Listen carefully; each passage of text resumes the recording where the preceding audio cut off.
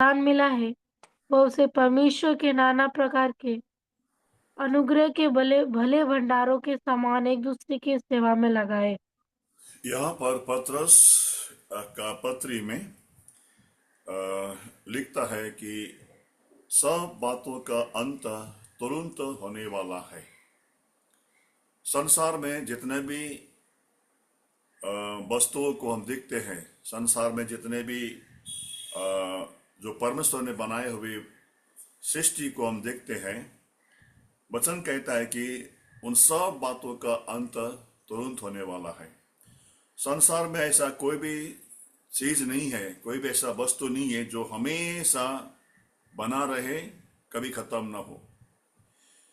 कोई भी वस्तु, कोई भी चीज है, उसका एक लिमिट होता है और उस लिमिट में जाकर वो खत्म ही होता है।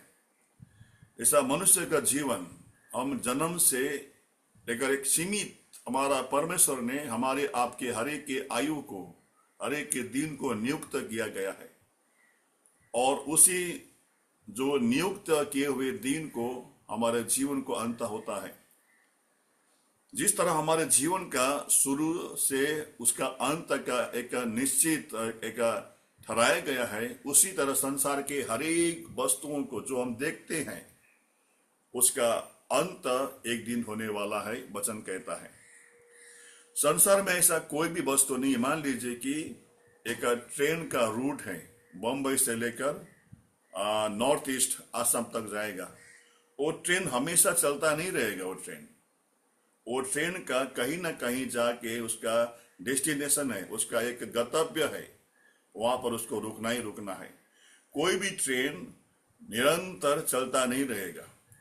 उसका एक स्थान होता है, उसका एक स्टेशन होता है, वहां पर जाके वो खत्म होता है और उसका अगले दिन उसका फिर सफर शुरू होता है।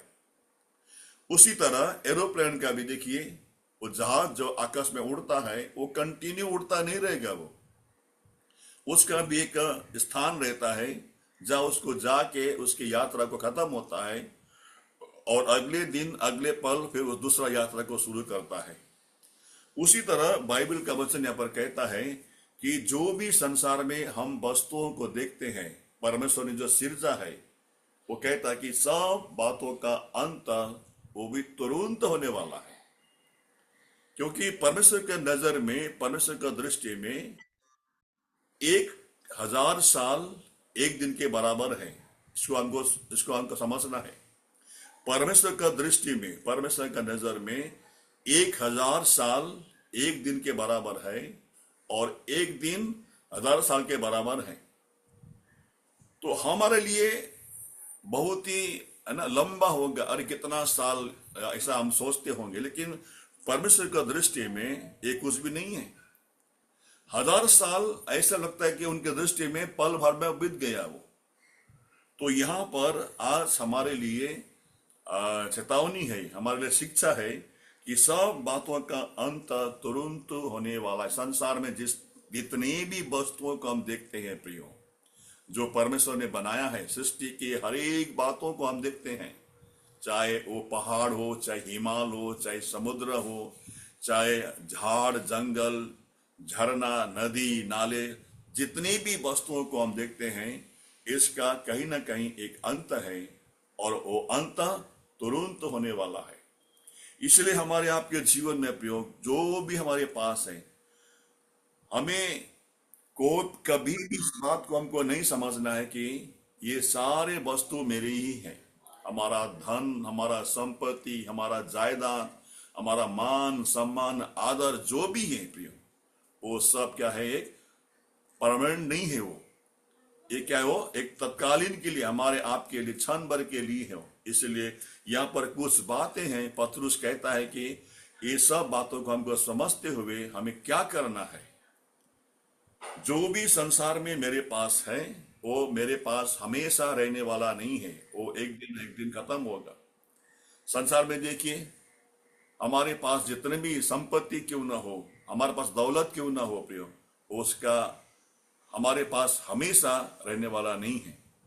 तो ये बात को जानते हुए यहाँ पर कहता है, भजन का किताब में एक बार उसको पढ़ेंगे, भजन का किताब उसका 49 चैप्टर, भजन संहिता उसका 49, साम 49 में वहां पर भजन करता यहाँ पर कहता है, देखिए इस बात को हमको समझना है, इसलिए हमें क्या करना है उस बारे में यहाँ पर भजन अपना पत्रस हमें कहता है। भजन संहिता 49 का 9। कोई ऐसा नहीं जो सौदा जीवित रहे और कब्र को न देखे। हाँ, संसार में कोई भी व्यक्ति ऐसा नहीं है, कोई भी इंसान ऐसा नहीं है जो सदैव जीवित रहे और कब्रिस्तान को न देखे। हम सबको जाना है, हम और आप बर्थडे धूमधाम से मनाते हैं, लेकिन वो मैं समझता हूँ बर्थडे हमको मनाना नहीं चाहिए। हमारा बर्थडे का मतलब क्या है? हमारा 1 साल और हम कब्र के नजीक हम पहुंच गए हैं।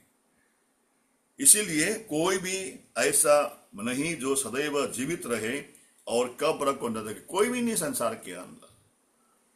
तो संसार में जो हमारे पास आज है, धन दौलत, घोड़ा गाड़ी बंगला, जमीन जायदाद, मान इज्जत सम्मान, सब कुछ है प्रियो, लेकिन ये हमेशा हमारे साथ में रहने वाला नहीं है, हमारे साथ में आने वाला। हम सब जानते हैं बात को, लेकिन हमें इस बात को जानते हुए हमें क्या करना है, यहाँ पर पत्रस कहता है।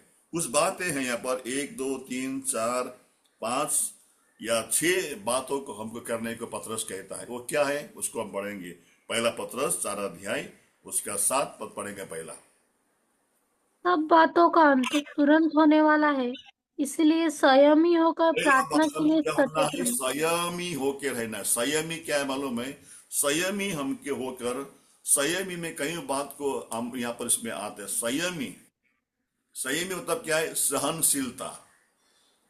संयमी मतलब क्या है? हमारे आपके अंदर सहनशीलता, सहने का शक्ति। उसके साथ में हमें पहला क्या करना है? प्रार्थना में लगे रहना है। हम पहला हमने कल भी देखा, हमने बोईसर में हम और आप, प्रभु ने क्या कहा? मैं तुम्हें भेड़ों के समान मैं भेड़ों के बीच में भेजता हूं। तो हमारा आपका पहला काम क्या है प्रियो? हमें प्रार्थना में लगे रहना है, प्रार्थना करते रहना है, व्यक्तिगत जीवन में, आपका पारिवारिक जीवन में और मंडल के जीवन में हमें प्रार्थना में समय बिताना है। इस बात को जानते हुए कि संसार में जो क्या है, सब बातों का अंत तुरंत होने वाला है। ये पत्रस कहता है तुरंत होने वाला है। तो ये हमारे विवेक में हमको डालना है कि संसार में जितनी भी बातों को हम देखते हैं उसका अंत तुरंत होने वाला है। तो हमें क्या करना है? संयमी होकर सहनशीलता के साथ में हमें क्या करना है? पहले काम, हमें प्रार्थना में लगे रहना है। हमारा प्रार्थना का जीवन कितना है इन दिनों में? हमेशा मैं कहता हूं कि प्रार्थना के द्वारा हमारे आत्मिक जीवन का उन्नति होता है। यदि मेरे जीवन में प्रार्थना का जीवन नहीं है, आराधना का जीवन नहीं है, तो हम और आप आत्मिक के तौर पे कदापि नहीं बढ़ सकते हैं। इसलिए हमारे जीवन में सबसे पहला काम क्या करना है? प्रार्थना में लगे रहना है, प्रार्थना करना। जब प्रभु यीशु मसीह संसार में थे, प्रभु यीशु मसीह भी, उन्होंने भी प्रार्थना का जीवन को बिताया है।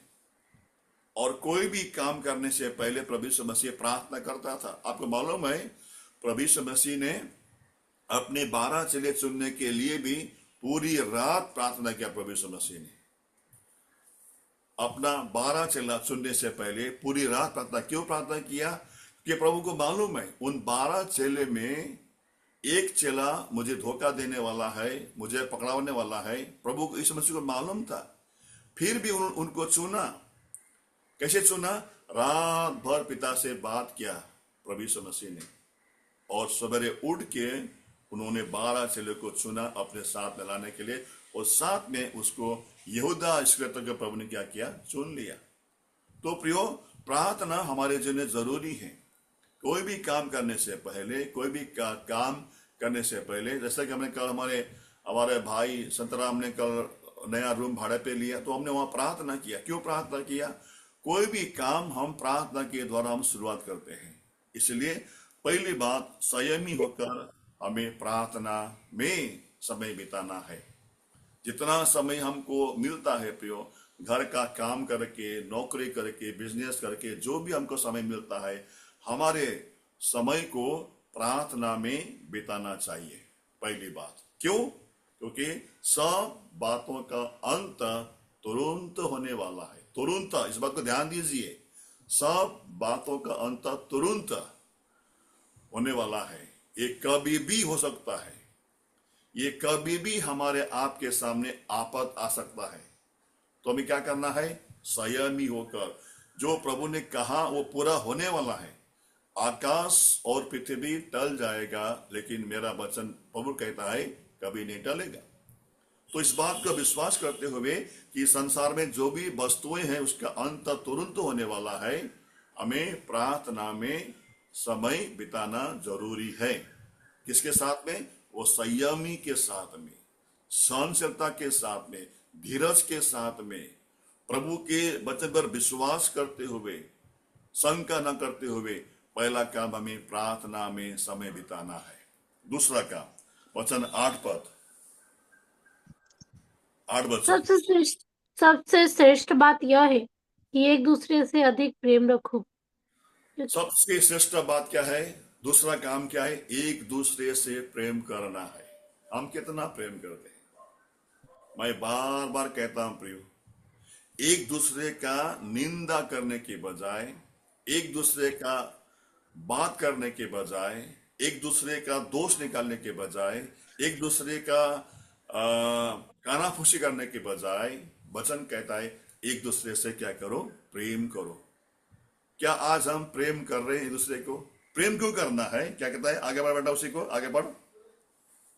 क्योंकि प्रेम अनेक पापों को ढांप देता है। क्योंकि प्रेम अनेक पापों को ढांप देता है। कितना बड़ा देखिए, प्रेम क्यों करना है? यदि मेरे अंदर किसी भाई के प्रति प्रेम है, किसी बहन के प्रति प्रेम है, वो भाई ने, वो बहन ने अगर पाप भी किया है, वचन कहता है प्रेम जो है अनेक पापों को ढांप देता है। क्या ऐसा प्रेम हम कर सकते हैं क्या? एक दूसरे से प्रेम करो। क्या ये दूसरा काम प्रभु ने हमको दिया हुआ है प्रियो? दूसरा काम क्या है? सब बातों का अंत तुरंत होने वाला है। तुम एक दूसरे से प्रेम क्या करो, क्योंकि उसमें कारण भी दिया है। क्यों प्रेम करना है? क्योंकि प्रेम जो है अनेक पापों को ढांप देता है। हमारे मन के अंदर जो कटुता है, हमारे मन के अंदर कड़वाहट है, वो क्यों है? कारण क्या है? हमारे अंदर प्रेम का कमी है। हमारे अंदर जब प्रेम का कमी होने से उसके ऊपर क्या होता है? हावी क्या होता है? कड़वाहटपन। हाँ, हमारा दूसरे के प्रति कड़वाहटपन, डाहा, जलन, ईर्ष्या, वो हावी होता है, क्योंकि प्रेम हमारे अंदर कम है। तो प्रियो, हमें और आपको ये प्रेम की परिभाषा है ना, पूरा वचन प्रेम से ही भरा हुआ है। उत्पत्ति से लेकर प्रकाशित वाक्य तक प्रियो, प्रभु का वचन प्रेम से ही भरा हुआ है। प्रेम के बारे में कहता है, और प्रेम क्या है? वो हमेशा तक रहने वाले। याद रखना, पढ़ेंगे उसको। पहला कोरिन्थी की किताब, पहला कोरिन्थी, प्रेम जो है हमेशा के लिए वो रहने वाला है। हमारा विश्वास खत्म हो जाएगा, हमारी आशा खत्म हो जाएगा, लेकिन प्रेम जो है कभी टलता नहीं है। देखिए 13 अध्याय में आइए,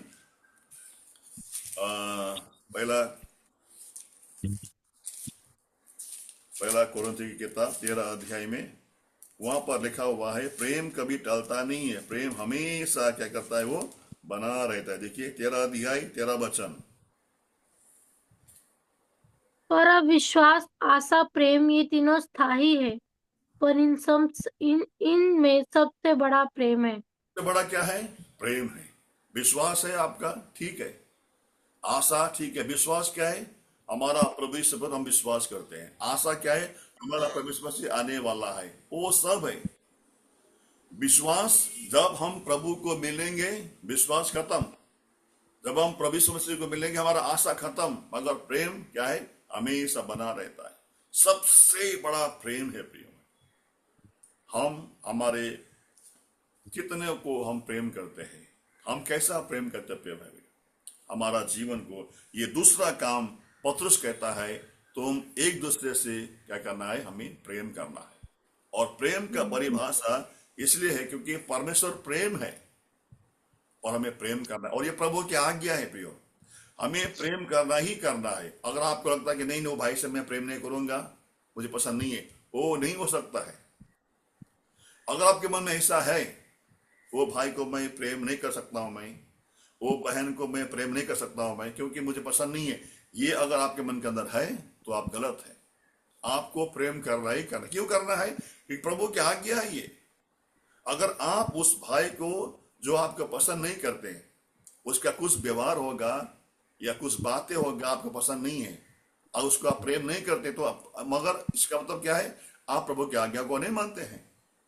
प्रेम में कोई समझौता नहीं है, प्रेम में कोई कॉम्प्रोमाइज नहीं है। चाहे वो काला हो, हमें प्रेम करना है। चाहे वो गोरा हो, हमें प्रेम करना है। चाहे मोटा हो, प्रेम करना है। चाहे पतला हो, प्रेम करना ही करना है, क्योंकि ये प्रभु यीशु मसीह का आज्ञा है। हमें प्रेम करना ही करना है, इसमें कोई समझौता नहीं होना चाहिए। इसलिए प्रेम हमें करना है, दूसरा काम है। तीसरा काम क्या है बेटा? आगे बढ़ बेटा। पहला पत्रस 4 अध्याय उसका 9 वचन। बिना कुड़कुड़ाए एक दूसरे का अतिथि सत्कार करो। ये तीसरा काम है। तीसरा काम क्या है? बिना कुड़कुड़ाए एक दूसरे का सत्कार करो, मेहमान नवाजी करो, पौनाई करो। ये तीसरा काम है प्रेम। ये सबसे बड़ा काम है ये। आपको मालूम है, कल हम वहां पर गए थे, भाई संतराम के घर पे गए थे हम लोग, है ना? वहां पर भाई के घर में भाई बोल रहा था मेरे पास गैस नहीं है मेरे पास, इसीलिए मैं सबके लिए खाना नहीं बना पाया। मेरे को बहुत बुरा लगा मेरे को। हम केवल दो खाली, मैं और मेरा वाइफ को बेचारा ने खाना बनाया था। भाई बोला था कि गैस ही नहीं, पर बदल क्या करूं मैं। फिर भी भाई ने, है ना, सबको चाय दिया, वहां पर खारी दिया, वहां पर केला दिया। तो ये जो मेहमान नवाजी है प्रिय भाई बहन, हमें ये सबसे तीसरा काम है, मेहमान नवाजी, पौनाए पात। क्या लिखा आप हिंदी में? क्या लिखा है? अतिथि सत्कार लिखा है ना वहां पर। अतिथि क्या हाँ। है? पौना। सत्कार क्या है? स्वागत करना। ये हमारे एक भाई हमारे बोरेली में मंडी में आया था, वो प्रभु का दास था। वो दास कहता था कि मैं हर हफ्ते एक प्रभु का जन को मैं घर में बुलाता, उनके मंडली का, लोकल मंडली का। मैं हर हफ्ते में एक बार हमारे विश्वासियों को, भाई बहनों को, परिवार को घर में बुलाता हूं मैं, और खाना बनाता हूं मैं, और संगति करता हूं। ऐसा आज के करीबन 10 साल पहले एक भाई ने कहा था बोरेली मंडी में। हर हफ्ते एक विश्वासी को घर पे बुलाता है, और उसके साथ में खाना पीना, खाने से पहले संगति करता है, और बाद में खाना पीना खाता है, और इसी तरह वो करता है। ये क्यों? ये हमारे लिए बहुत बहुत जरूरी है, हमारे आपके लिए बहुत जरूरी है। एक दूसरे का प्रेम करने के साथ साथ में वहां पर लिखा हुआ है, बिना कुड़कुड़ाए। वो भी कैसे करना है उसको भी? बिना कुड़कुड़ाए। हमें ऐसा कुड़कुड़ाना नहीं है, इतना ही हुआ ऐसा हुआ नहीं।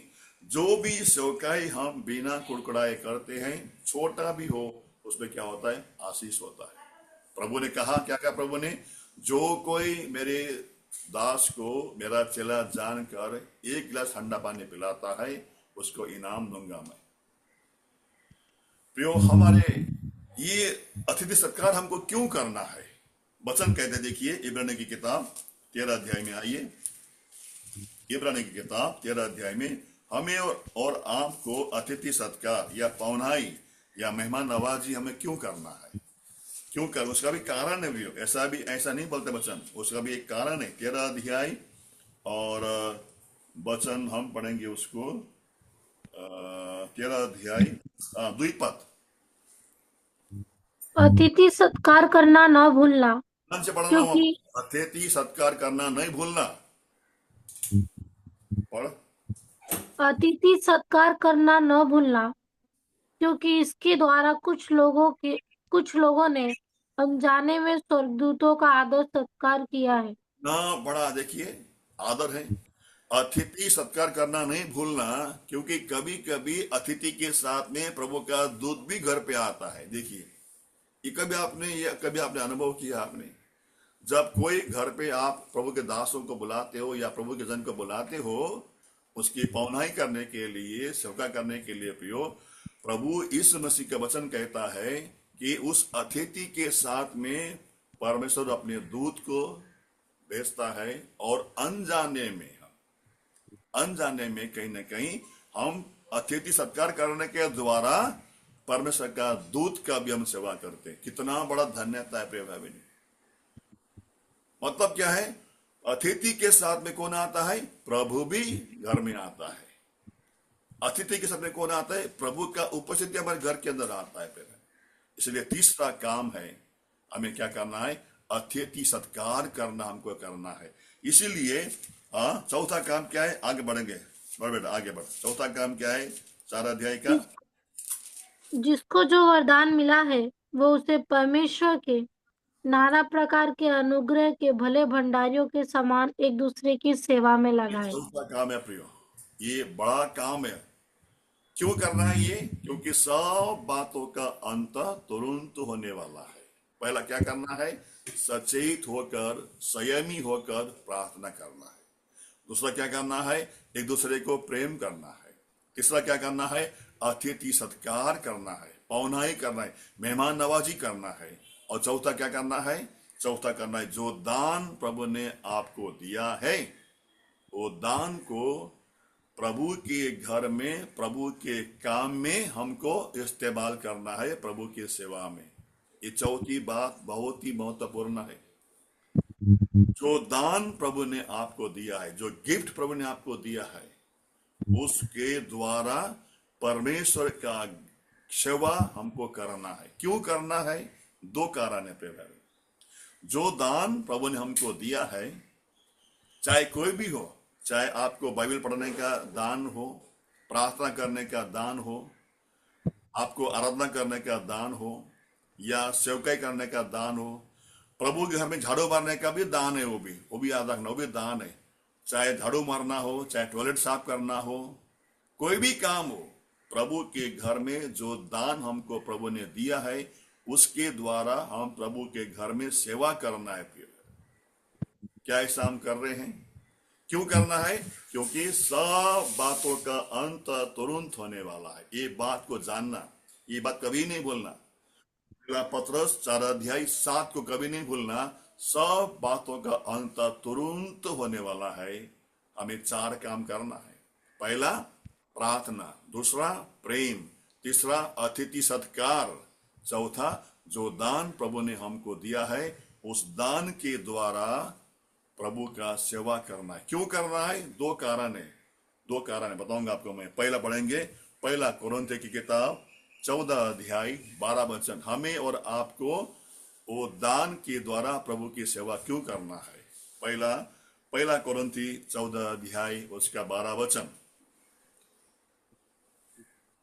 इसलिए तुम भी जब आत्मिक वरदानों की धुन में हो तो ऐसा प्रयत्न करो कि तुम्हारे वरदानों की उन्नति से कलीसिया की उन्नति हो। जब हम अपने दान के द्वारा प्रभु के सेवा करते हैं, उसके द्वारा प्रभु का घर का उन्नति, विश्वासियों का उन्नति, मंडली का उन्नति होता है पहला। दूसरा, फिर बढ़ेंगे। पहला इफिसी की किताब 4 अध्याय 12 वचन। इफिसी की किताब 4 का 12।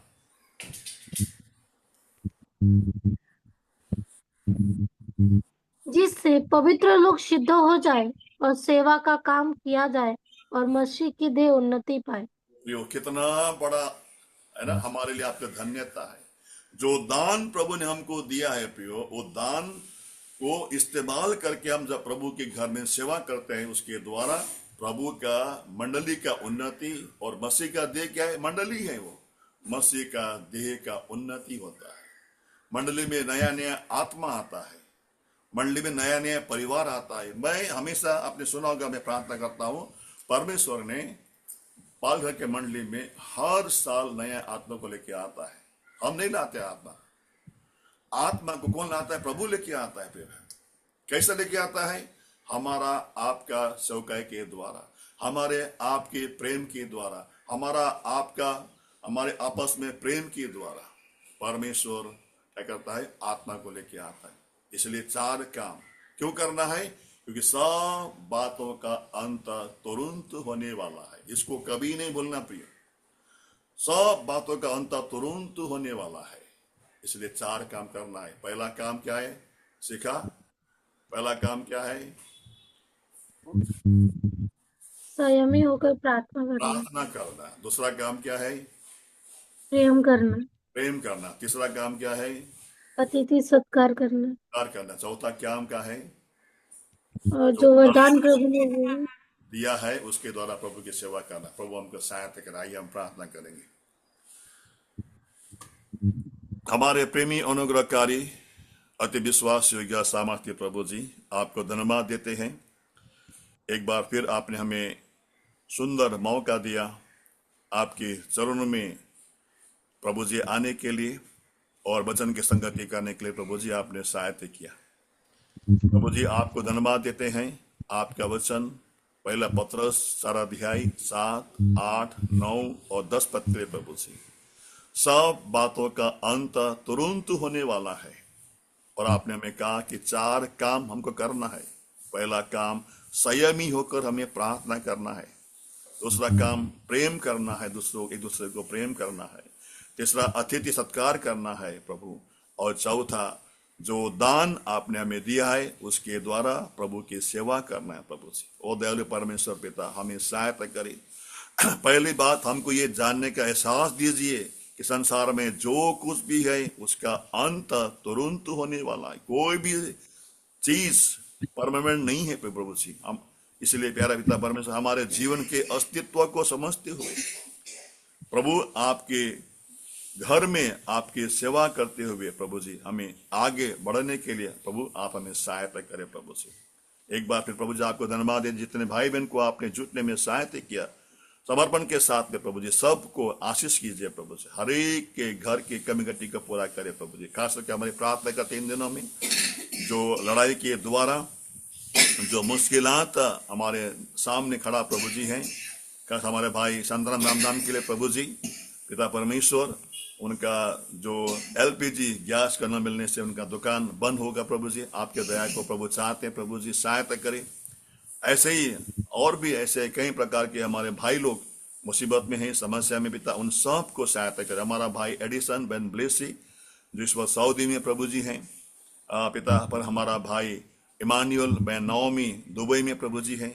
हमारा पिता परमेश्वर बहन पिता परमेश्वर प्रभु जी संजू और उनके पति जेम्स भी प्रभु दुबई में पिता। ऐसे और भी कितने लोग हैं पिता परमेश्वर, दुबई में, कतार में, सऊदी में, बहरीन में, ईरान में, इजराइल में प्रभु जी। उन सबों को रक्षा के लिए, उन सबों को सुधी आप लीजिए पिता, उनको सहायता करें प्रभु जी। और कितने भाई बहन अपना वतन वापस आना चाहते हैं प्रभु जी, उनको भी प्रभु जी हमारे बीच में सुरक्षित पहुंचने की सहायता करें प्रभु जी। और इजराइल और ईरान और अमेरिका की लड़ाई में पिता प्रभु इजराइल का सुधी लीजिए प्रभु, इजराइल को रक्षा कीजिए प्रभु जी, क्योंकि वे आपके प्रजा है प्रभु जी, आपकी चुना हुआ प्रजा है प्रभु जी। उन आज जो भी आज पिता उनको प्रभु हृदय को खोलिए ताकि वे भी प्रभु यीशु मसीह को विश्वास कर सके। हमारी प्रार्थना, हमारा बेनती प्रभु जी है।